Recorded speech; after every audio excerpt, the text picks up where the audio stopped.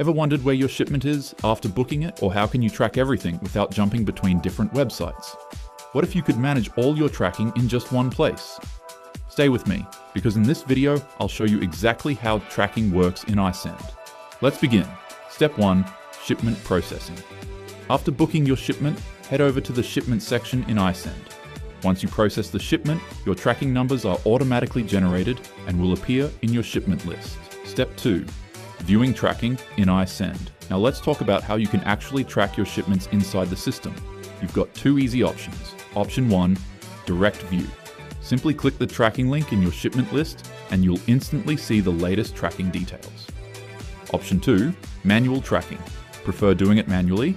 No problem. Just copy the tracking number, go to the tracking status section, paste it in, and click search to view real-time updates. Your shipment's tracking status will then be displayed instantly. That's it. Easy peasy, right? And that's how tracking works in iSend. From shipment processing to delivery updates, all in one place. Thanks for watching, and if you need help, feel free to reach out. Stay tuned to learn more about iSend. Visit us at isend.com.au.